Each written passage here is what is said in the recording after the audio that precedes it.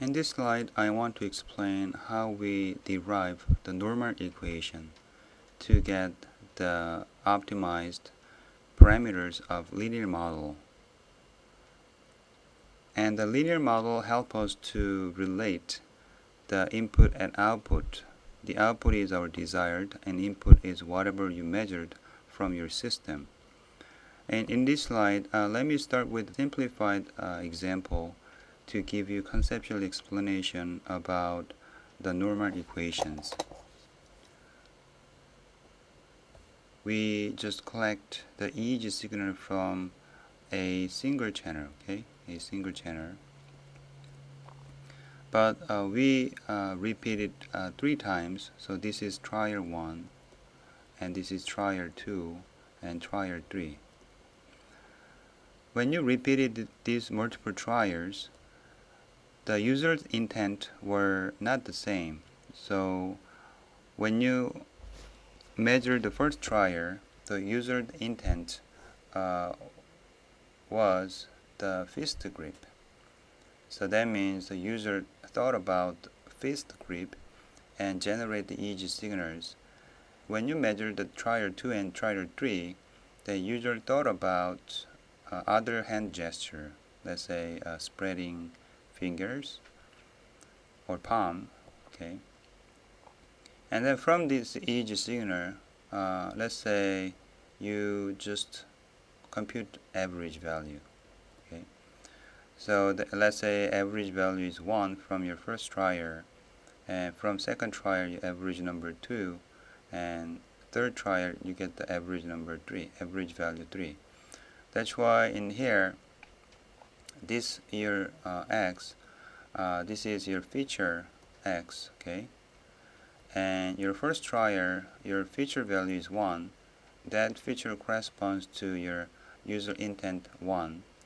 And this is second feature value, third feature value that corresponds to the second intent.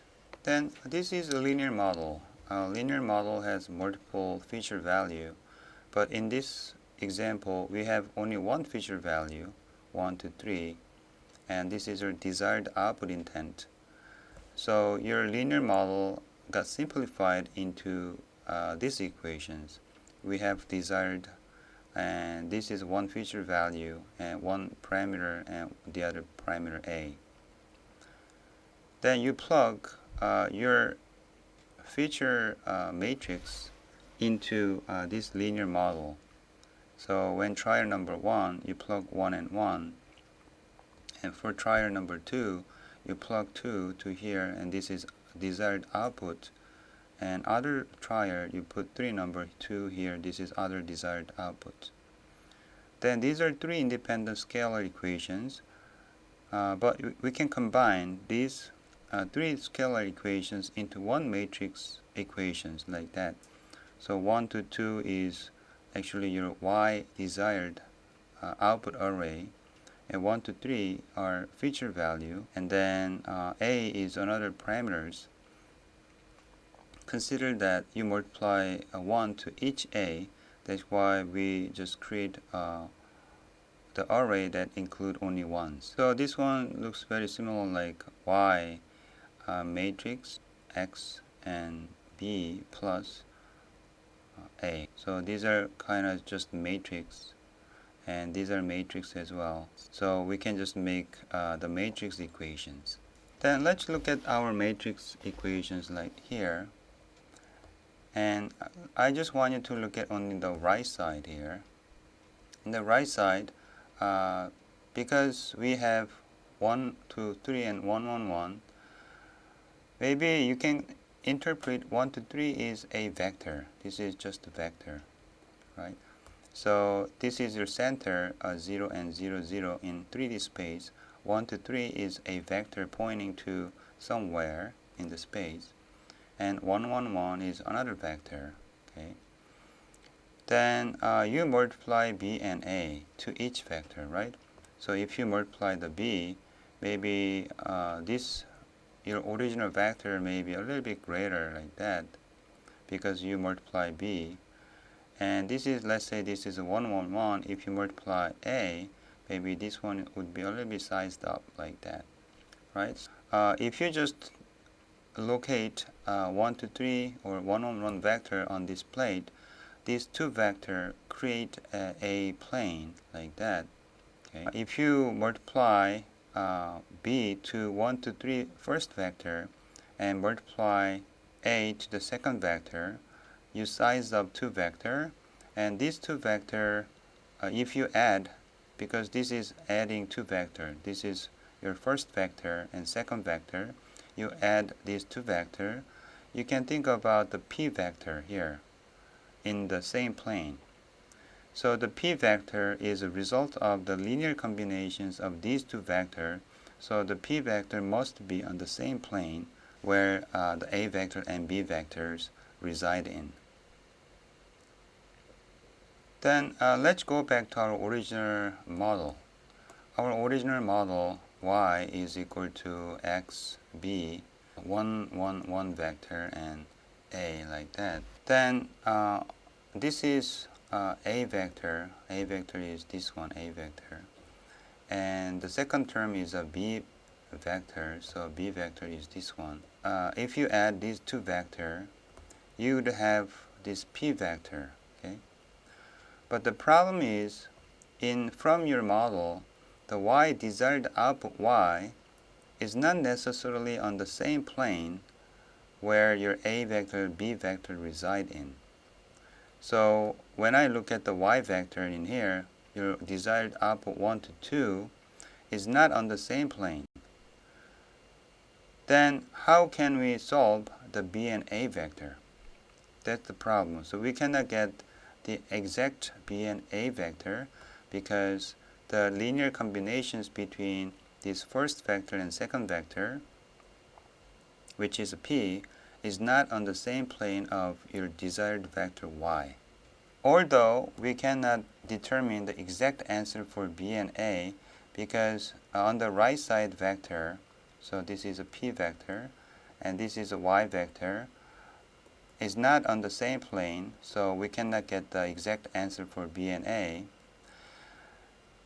However, if we say, let's say this is a p vector, let's say our p vector is as close as your y, then you can get the most close answer for b and a, right? Because your p vector is just linear combination between this first term and second term, then by adjusting the b and a parameters, we can manipulate the p is as close as possible to y vector, which is our desired vector. That's the key question. So in here, p, let's say this is p, our p is just linear combinations of these two vector.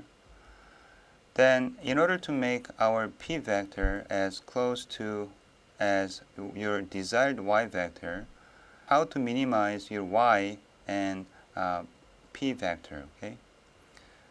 The distance between y and p vector is this error term, okay, should be perpendicular to your p vector, which is your p should be the result of the projections of the y onto this plane.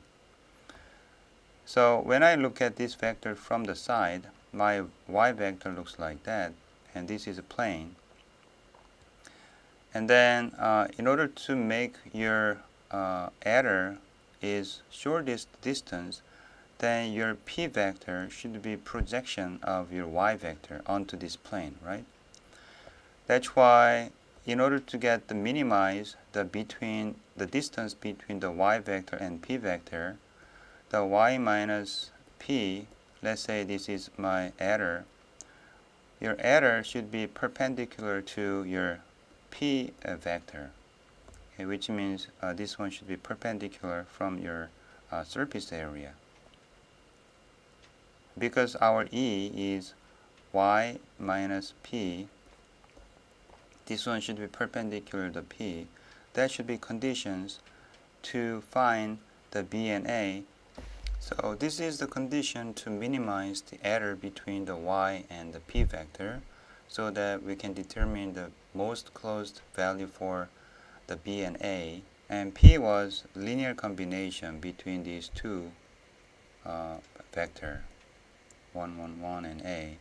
So we are now interested in finding the B and A, most optimized B and A. Then let's make this one is more compact using like that. So I'd call this is A matrix. I'd call this is B matrix. Then this is two vector perpendicular. So if you do the dot product between these two, then the dot product should be 0. Then in a vector form, implementation of dot product in matrix, you can just multiply transpose of your second one should be 0 as well. This is matrix multiplications. Or maybe you can transpose your first one and then the second matrix like that. Then P is AX, right? So AX and transpose Y minus P is equal to 0. Then your AXT is XT and AT, and Y minus P is equal to 0. So if you just keep multiplying the Y and is equal to YT, AT, and P here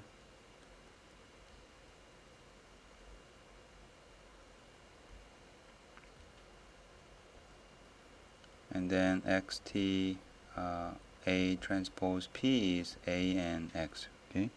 Then let me just looking at this one here. So in order to solve the X, I want to multiply XT AT A inverse of on both sides.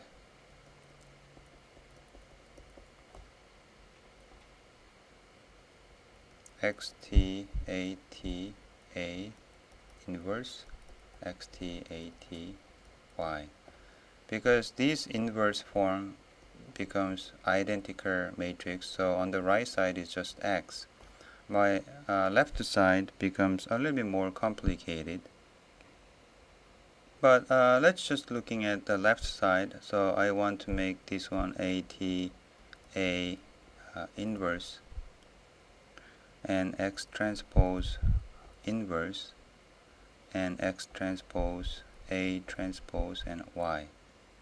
Okay. Then this one is X transpose A inverse X.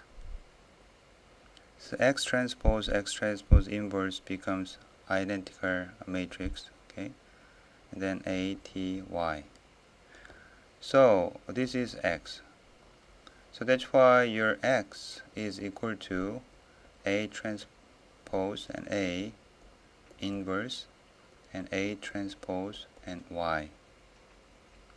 So these are called a normal equations.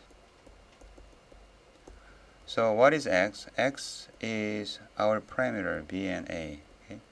So your B and A can be determined by your A transpose. This is your A matrix, right?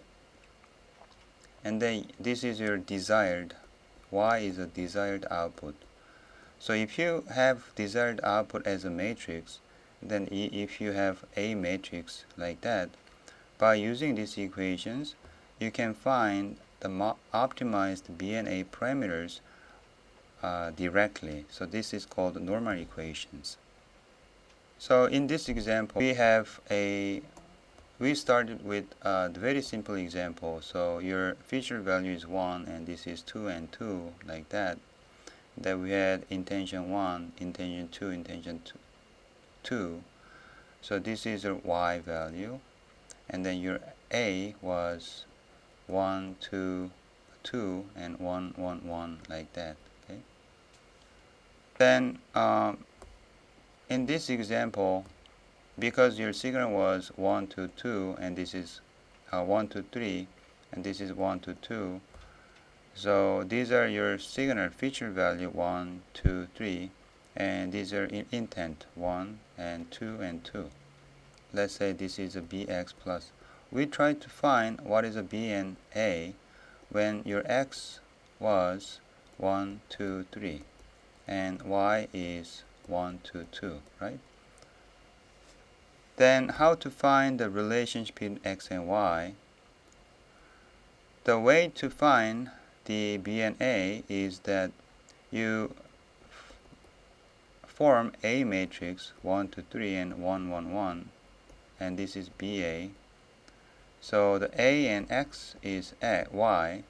So in order to find the BA, your X is A transpose A inverse A transpose your Y. So right now you have all matrix form. So if you just compute this one, you can find the BA. So after you find the BA, your B has a certain value, A has certain value, so Y is equal to XB plus A. This is just linear equations. So right now, this is your linear model determined by the B and A you found. So our A was about 0.6 and B is your slope.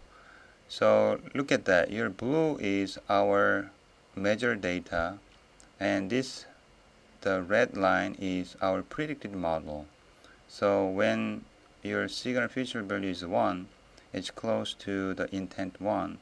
When your signal feature value is either 2 or 3, it's close to the 2. But it's not perfect at all.